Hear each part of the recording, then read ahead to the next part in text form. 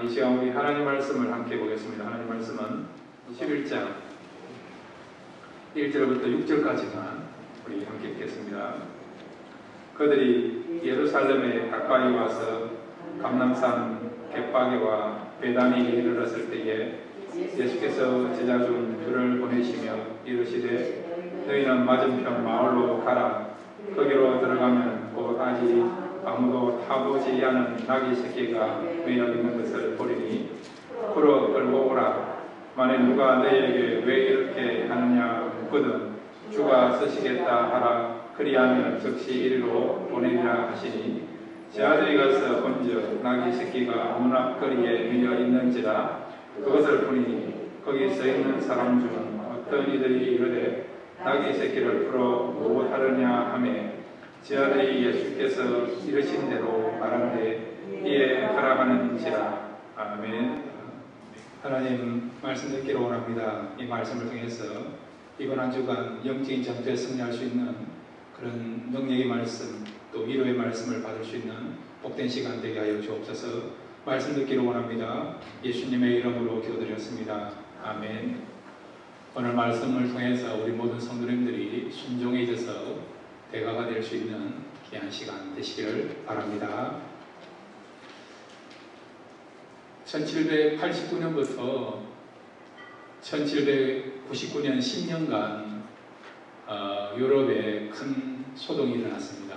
어떤 사건이냐니까 여러분이 잘 알고 계시는 프랑스 대혁명이 일어났어요.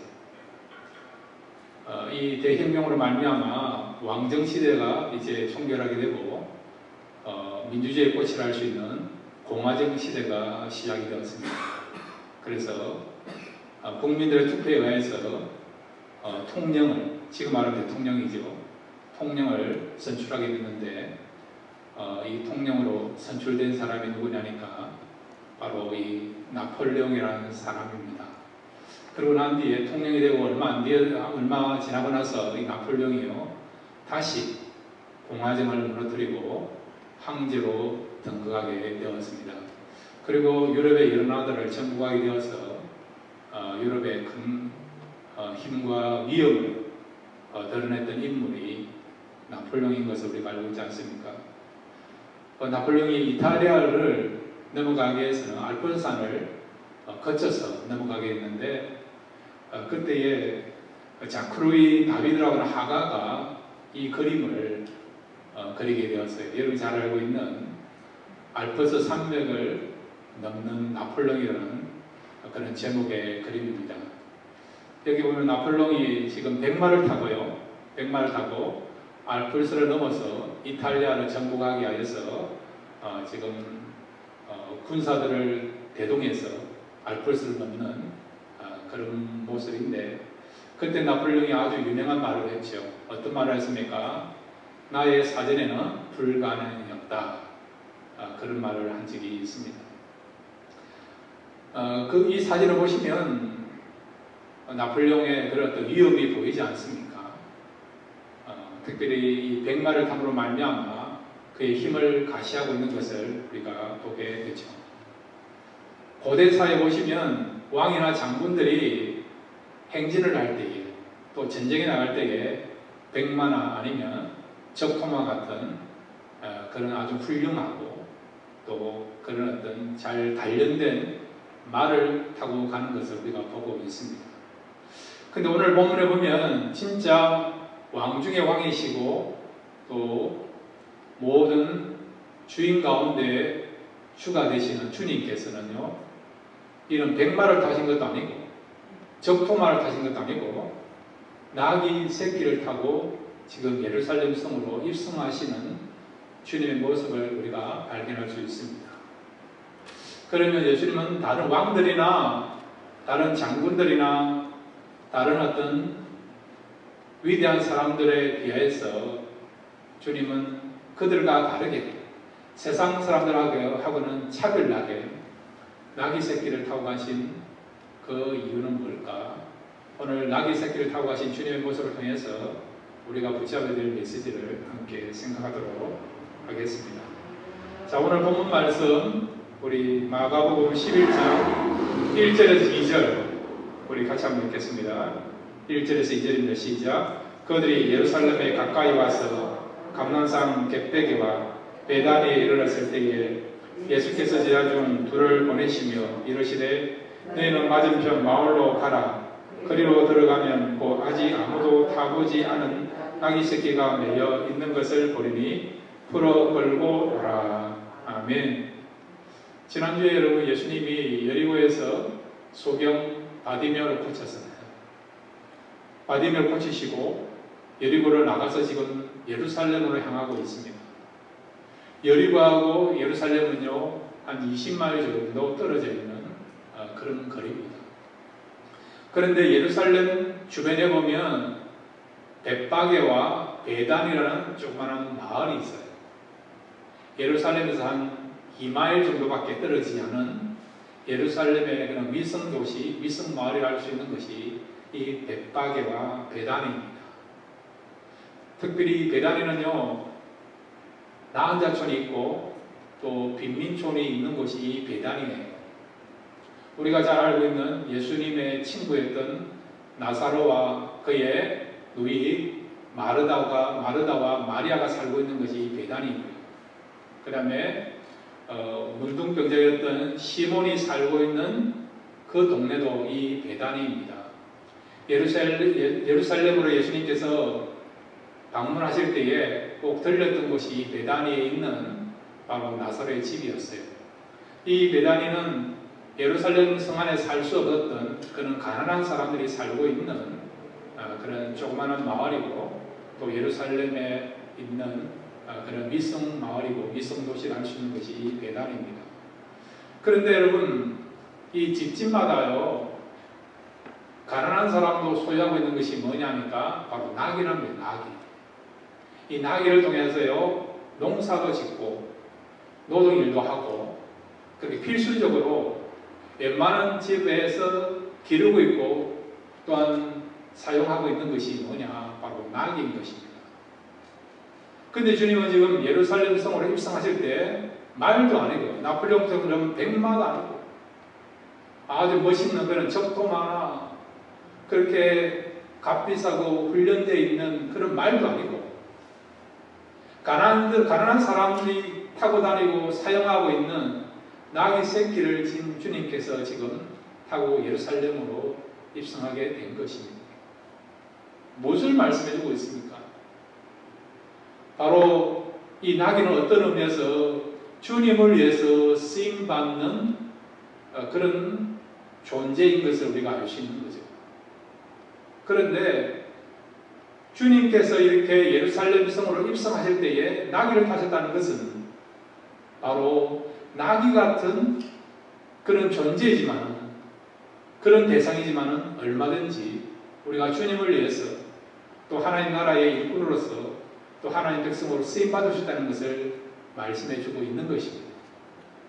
세상은요 힘의 원리가 지배되고 있는 또 그런 또 원리 속에서 세상을 움직여가고 있지 않습니까? 돈 많은 사람, 권력 있는 사람, 또 명예가 있는 사람, 어떤 경우는 빽이 좋은 사람, 또 스펙이 뛰어난 사람, 이런 사람들 중심으로 세상이 흘러가고 있지 않습니까? 근데 여러분 하나님 나라나 주님은 그렇지 않다는 거죠. 물론 성경에도 왕 가운데 쓰임받은 사람도 있고요, 귀족 가운데 쓰임받은 사람도 있고, 공부를 많이 한 학자 가운데 쓰임받은 사람도 있습니다. 그런데 그런 사람만 쓰임받는 것이 아니라 나귀같이 가난하고 볼품없고 연약한 내세울 것도 없는 그런 낮은 위치에 있었던 사람들도 쓰임받고 있는 것을 우리가 알고 있지 않습니까? 예수님의 12제자 대부분이 어부 출신이 아닙니다. 그 당시 여러분 갈릴리에서 어부로 생활한다는 것은 이스라엘 전체에서 인정받지 못하는 천한 계층으로 생각되었던 그런 존재들이 또 그런 사람들이 갈릴리 어부였어요. 그런데 주님은 그들을 부르시지 않습니까? 주님이 사역할 때 보면요 물론 바리새인들도 함께 교제도 했고 식사도 했고 그 다음에 여러분 또 지식이 많은 사람들하고도 교제도 하고 또 그들을 위해 사역도 했지만 그러나 대부분 예수님이 사역했던 대상자들이 누구냐? 바로 세리들이고 그 다음에 창기들이고 가난한 사람인 것을 우리가 알고 있지 않습니까? 그들 역시도 얼마든지 주님을 위하여서 하나님 나라를 안에서 쓰임받고 있는 것을 우리가 보게 되는 것입니다. 그러니까 주님이 나귀 새끼를 타셨고 이 나귀 새끼를 사용했다는 것은 얼마든지 가난하고 연약한 사람이라 한다 하더라도 우리가 쓰임받을 수 있다는 것을 말씀해 주고 있는 것입니다. 자, 이사야 55장 1절 하나님이 누구를 부르시고 누구에게 은혜를 베풀어 주시는가 우리 같이 한번 보겠습니다. 이사야 55장 1절입니다. 시작. 오라 너희 모든 목마른 자들아 물로 나오라 돈 없는 자도 오라 너희는 와서 사 먹되 돈 없이 값없이 와서 포도주와 젖을 사라. 아멘. 포도주와 젖을 사라는 것은 하나님의 은혜를 하나님의 선물을 하나님의 사랑을 받으라고 하는 거예요. 어떤 사람이요? 여기 보시면 너희 목마른 자들아 물로 나오라 돈 없는 자도 오라. 예. 배고픈 자들 영적으로 지금 갈급함을 누리는 자들 슬픔 가운데 있는 자들 장애자들 가난한 자들 소외된 자들 또 물질이 부족한 자들 상관없이 하나님은 따지지 않고요 차별을 않고 누구든지 은혜를 사모하는 마음 가지고 갈급함을 가지고 나오기만 하면 그들이 하나님 주신 은혜와 사랑과 위로를 받을 수 있다는 것입니다. 누구든지 얼마든지 주님을 위하여서 하나님 나라를 위해서 쓰임받을 수 있다는 것을 말씀해 주고 있습니다. 그러므로 여러분 하나님께 쓰임받고 축복받는 일에 세상이 말하는 그런 자격을 하나님 요구하지는 않습니다. 갈급한 마음을 가지고 사모하는 마음을 가지고 주님께 나오면 은혜 받을 수 있고 또 주님을 위해서 또 하나님 나라를 위해서 귀하게 쓰임받을 수 있는 저와 여러분이 될 줄로 믿습니다. 자, 그런데 여러분 예수님이 왜 나귀를 타고 갔을까요? 얼마든지 말을 타고 갈 수도 있는 거 아닙니까? 세상의 왕들이나 세상의 그런 어떤 장군들이나 힘있는 사람은요 자기의 위험을 나타내기 위하여 힘을 과시하게 하여 억지로라도 여러분 과장해서라도 포장하고 선전선동하지 않습니다. 마차를 타고 간다든지 군사들 대동해서 간다든지 그렇게 하지 않습니까? 근데 예수님은 진짜 왕 중의 왕이시면서 만주의 주가 되시면서 그런 힘과 위험을 갖춘 분에도 불구하고 주님은 나귀를 타신 것이죠. 사실은요 이미 이 부분에 대해서 성경은 예언하고 있습니다. 하나님의 계획과 뜻 가운데 예수님이 나귀를 타고 가실 것을 성경을 통해서 말씀해 주고 있습니다. 자 여러분 우리 스가랴 9장 9절을 한번 읽을까요? 예수님이 사역하시기 전보다 벌써 500년 전에 이미 예수님께서 나귀 타실 것을 예언한 선지자가 있는데 바로 스가랴 선지자인데 스가랴 선지자는 스가랴 9장 9절에서 이렇게 말씀하고 있습니다. 우리 같이 읽겠습니다. 시작. 시온에 따라 크게 기뻐할지어다 예루살렘에 따라 즐거이 부를지어다 보라 내 양이 내게 임하시나니 그는 공의로우시며 구원을 베푸시며 겸손하여서 나귀를 타시나니 나귀의 작은 옷 나귀 새끼이니라. 아멘. 예수님을 소개하면서 어떻게 소개하고 있습니까? 그분은 공의로우시고 구원을 베푸는 분이신데 또 어떤 분이라고요? 겸손하여서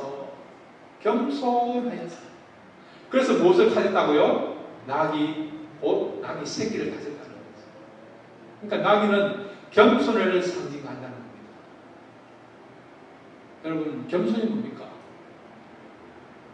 상대방을 높이는 것도 겸손이지만은 진정한 겸손은요 겸손할 수 없는 사람이 겸손해지는 거예요. 그게 겸손이에요.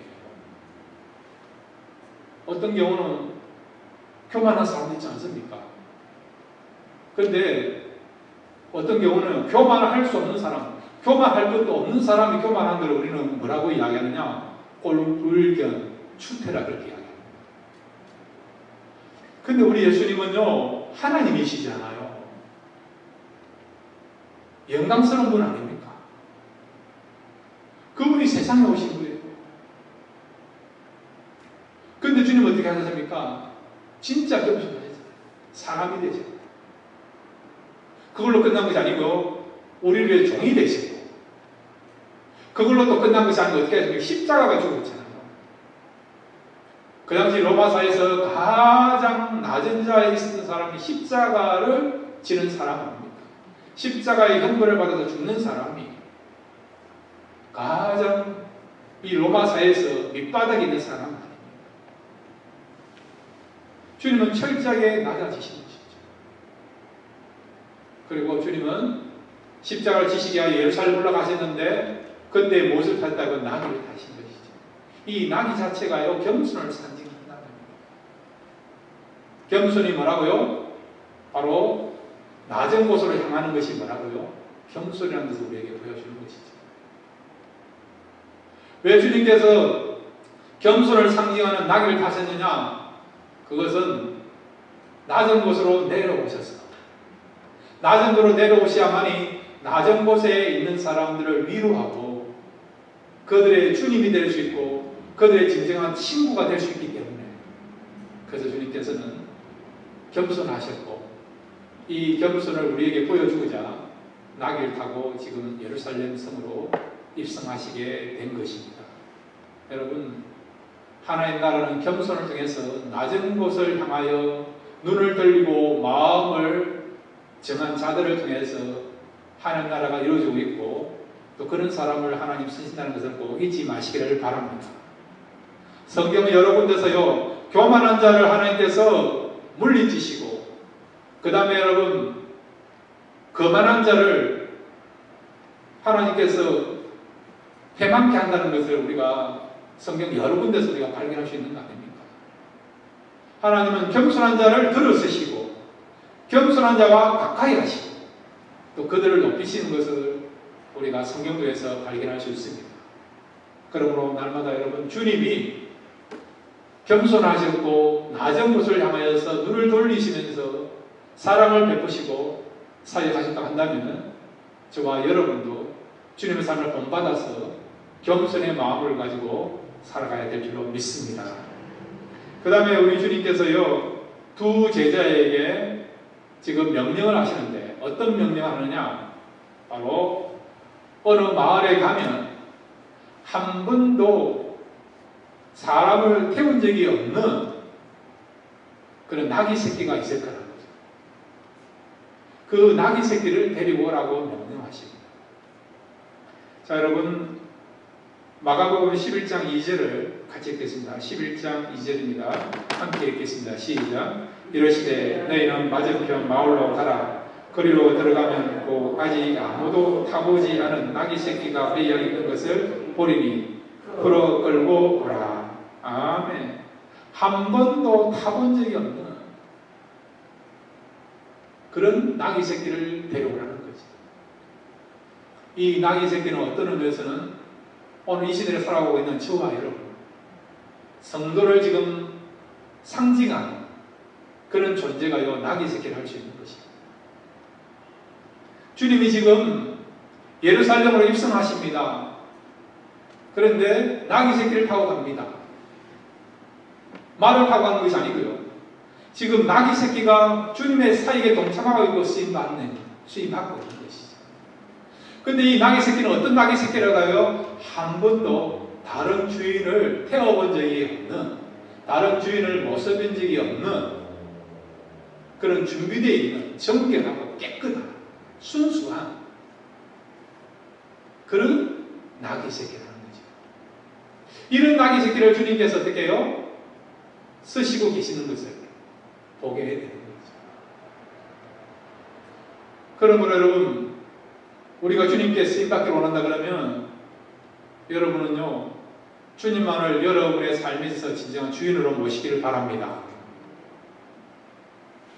어떤 경우는 우리가 주님 말고 다른 주인을 섬기고 있는 경우 많잖아요. 때로는 물질이라거나 명예라거나 권력이라거나 인기라거나 재미라거나 쾌락이라거나 어떤 경우는 지식이라고 하는 이는 주인을 모시고 있는 경우 있지 않습니까?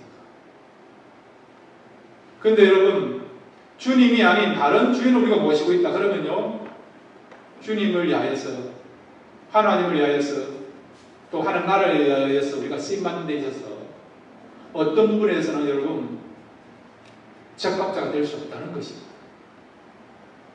주님은 어떤 분을 쓴다고요? 주님을 주인으로 모실 수 있는 그런 마음과 준비된 자를 쓰신다는 것을 이 나귀 새끼를 통해서 보여준다는 것입니다. 한마디로 여러분, 우리가 영적으로나 도덕적으로 준비되어 있고 정결할 때에 그런 것이 되느냐? 바로 주님을 위해서 귀하게 쓰임받으셨다는 것을 말씀해 주고 있습니다.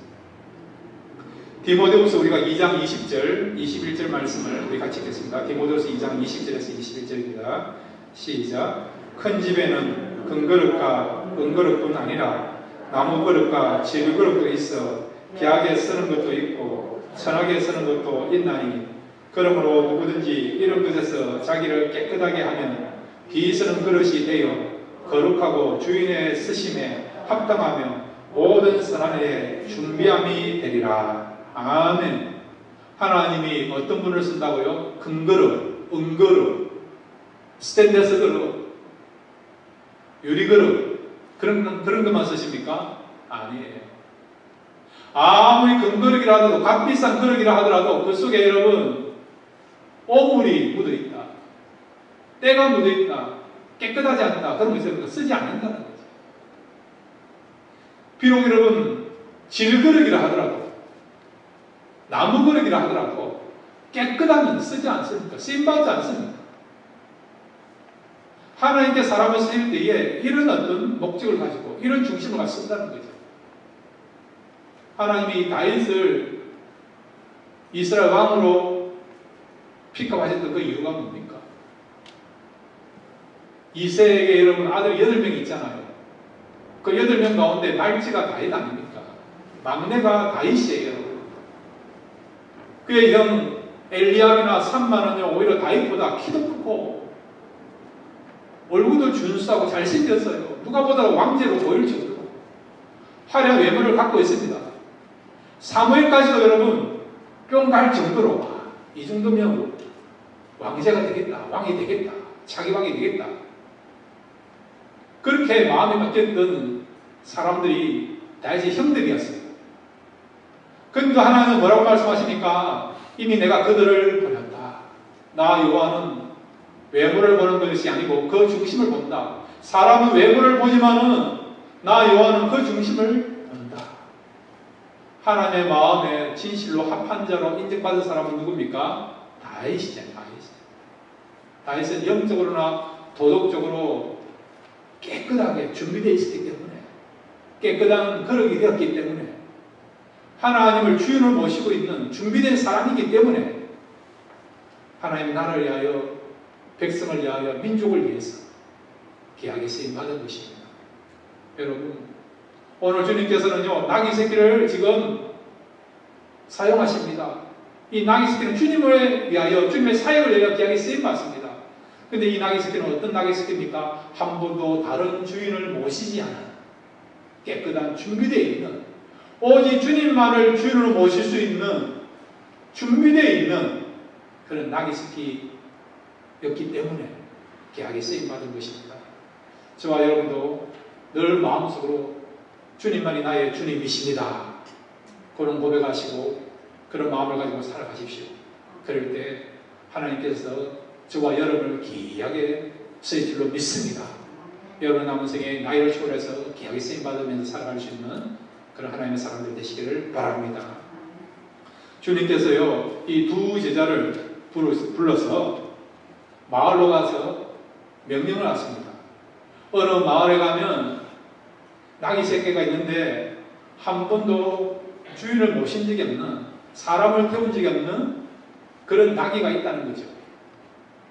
그 나귀 새끼를 그냥 데리고 오라는 거죠. 만약에 주인이 물으면 어떻게 하라고요? 주가 쓰시겠다 하라, 이 말만 하면 그 주인장이 나귀 새끼를 선뜻히 내어줄 거라고 말씀하고 있는 것이에요. 자, 여러분, 우리 이 4절부터 6절까지 같이 읽겠습니다. 예수님의 말씀을 듣고 이 제자들이 실제로 행동을 했어요. 어떤 결과, 어떤 역사가 일어나는가. 자, 4절부터 6절까지 같이 읽겠습니다. 시작. 제 아들이 가서 본즉 나귀 새끼가 문 앞거리에 매어 있는지라 그것을 푸니 거기 서 있는 사람 중 어떤 이들이 이르되 나귀 새끼를 풀어 무엇하느냐 하매 제 아들이 예수께서 이러신 대로 말한데 이에 허락하는지라. 아멘. 이 두 제자가 예수님 명령을 받은 것은 참으로 이렇게 기이한, 특이한 그런 명령이었어요. 그렇지 않습니까?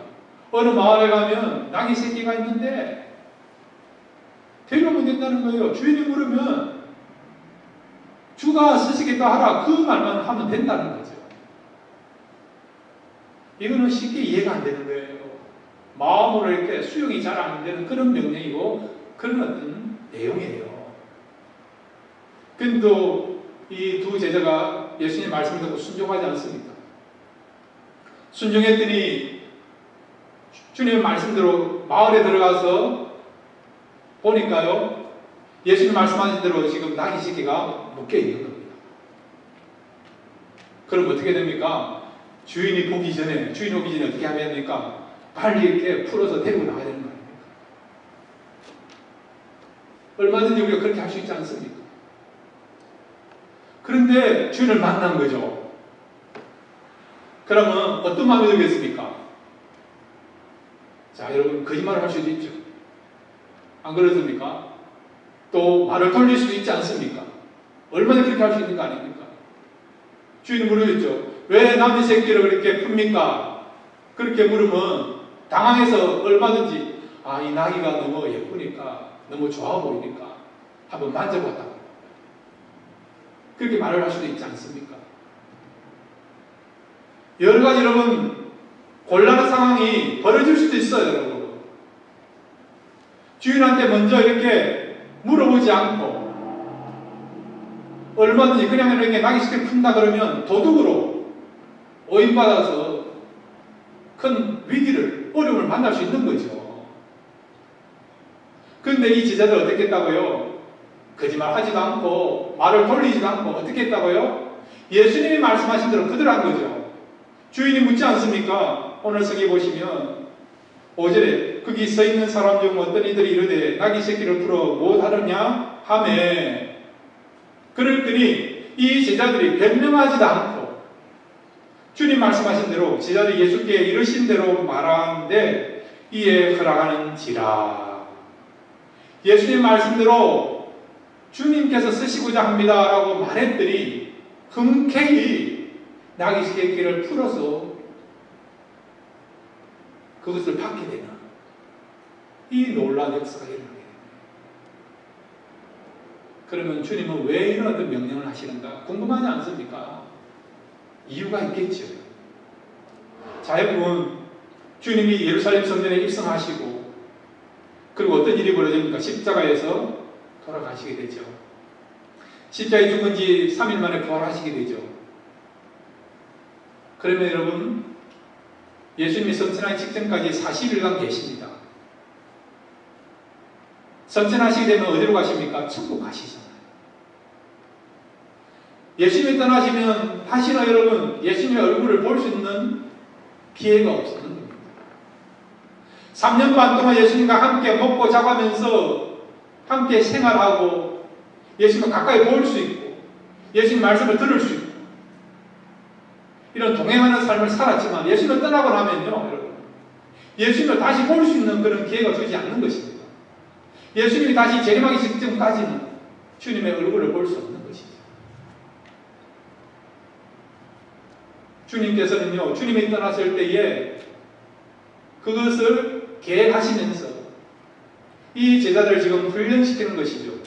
어떤 훈련을 시킵니까? 주님이 떠난다 하더라도 하나님의 말씀을 붙잡고 그 말씀대로 순종하면 어떤 일이 일어난다고요? 하나님의 역사가 일어난다. 이것을 믿고 순종하는 삶을 살기를 바라는 그런 목적을 가지고요, 주님은 이런 훈련을 시키는 것입니다. 여러분, 때로는 우리가요, 신앙생활 할 때에 이런 마음이 들어요. 말씀이란 것은 이해가 되어야 믿는다. 또 어떤 경우는 말씀이란 것은 내 마음에 납득이 되고 수용이 돼야만이 내가 믿겠다, 믿을 수 있다, 그런 생각을 할 수 있어요. 그래서 지금도 어떤 분은요, 말씀을 안 믿어요. 왜? 이해가 안 되니까. 마음으로 와닿지 않으니까. 수용이 안 돼요. 수용과 또 불가니까. 그런데 여러분, 하나님의 말씀은 여러분 이해가 돼서 믿습니까?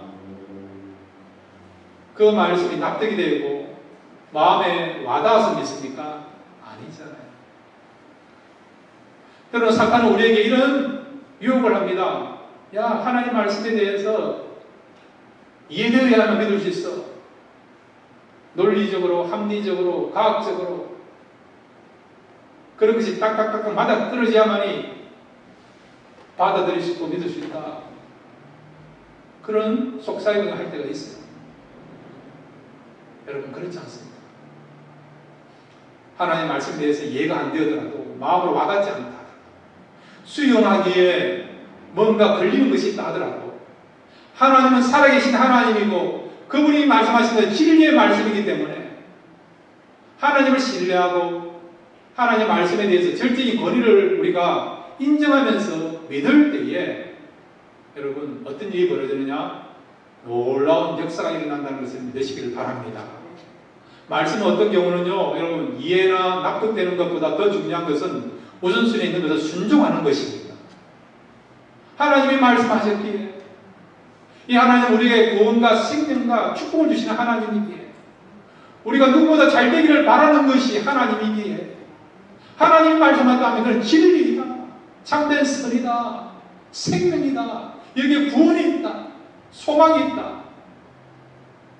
그런 우리가 마음과 그런 자세를 가지고요, 말씀을 전적으로 받아들이고 순종하면 놀라운 역사가 일어나게 될 줄 믿습니다.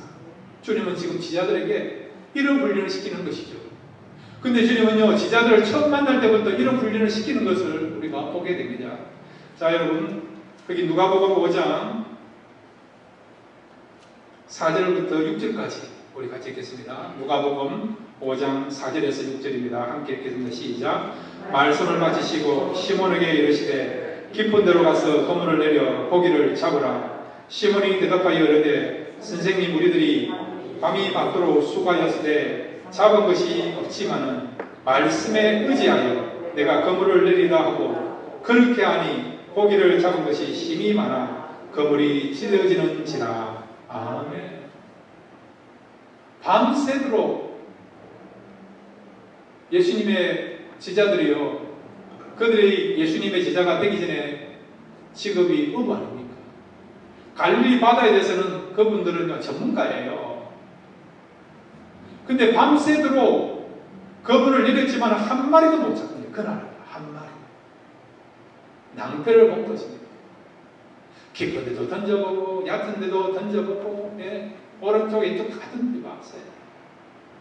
그들이 알고 있는 경험을 다 동원해서 고기를 잡기 위해서 여러분 그분을 수십 번 아니면 수백 번 내렸다가 올렸다가 그렇게 했습니다. 근데 그날은 한 마리도 못 잡은 거죠. 오늘은 낭패 보는 날이다 그런 생각을 가지고 그물을 깃고 있는데 예수님 오시면 뭐라고요? 그물을 어떻게 해요? 다시 한번 던져보라죠. 깊은 데로 가서 그물을 내리라고 말씀하고 있지 않습니까? 그래서 베드로가 뭐라고 이야기합니까? 내가 말씀에 의지하여, 말씀에 의지하여.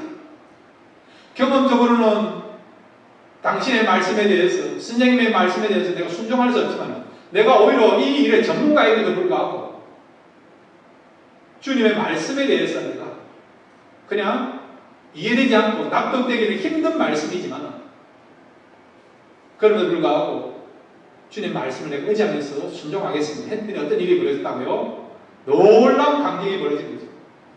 그물이 찢어질 정도로 큰 수확을 얻게 되는 역사가 일어나게 된 것입니다.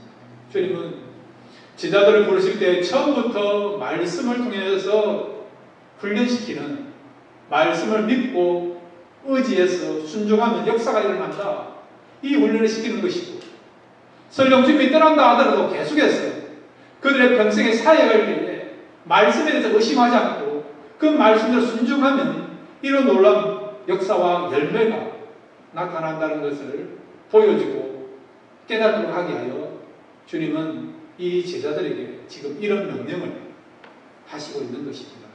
저와 여러분도 마찬가지입니다. 여러분, 하나님과 하나님의 말씀을 믿으시기를 바랍니다. 이해되지 않는다 하더라도, 마음으로 수용하기에 좀 불편한 게 있다 하더라도, 난 아직까지 믿음이 약해서 준비되지 않았어요, 그런 면이 있다 하더라도 하나님을 믿으시고 하나님의 말씀에 대해서 여러분 권위를 부여하시면서 온전히 순종할 때에 여러분이 상상도 할 수 없는 놀라운 기적의 역사, 축복의 역사, 형통의 역사, 치유의 역사, 회복의 역사가 순종을 통해 나타나게 될 줄로 믿습니다. 이런 순종을 통해서 하나님께 영광 돌릴 수 있는 저와 여러분 되시기를 주의 이름으로 축원드립니다. 이 시간 우리 다 같이 일어나시겠습니다. 이 시간 우리 같이 기도하시면서 주여 다시 말씀 붙잡고 순종하기를 원합니다. 이 말씀을 순종할 때에 놀라운 역사가 일어나게 달라고 여러분 말씀을 생각하시면서 담대 기도해 주시기 바라고, 또한 우리 교회를 위해서 기도해 주시기 바라고, 우리 교회가 이 시대를 위해서 귀하게 쓰임받을 수 있는 말씀 사역이나 그런 어떤 영혼을 구원하는 일이나 그런 어떤 치유하는 일이나 우리 자녀들을 말씀으로 잘 양육하는 일에 있어서 귀하게 쓰임받을 수 있는 우리 성기는 교회가 되게 달라고 교회를 부탁해 않고서 꼭 기도해 주시기 바랍니다. 이 시간 우리 같이 한번 주여 한번 부르고 함께 기도하시겠습니다. 주여 아버지 하나님 감사합니다.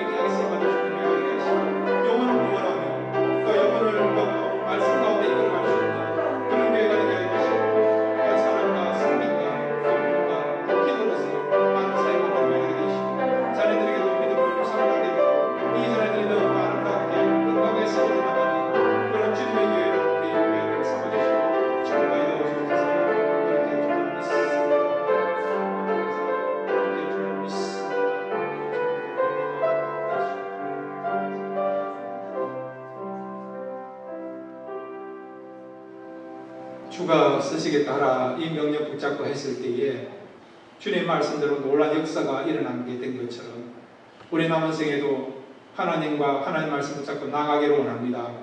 그랬을 때에 우리가 상상도 할 수 없는 기적의 역사, 축복의 역사, 형통의 역사가 일어나게 될 줄로 믿습니다.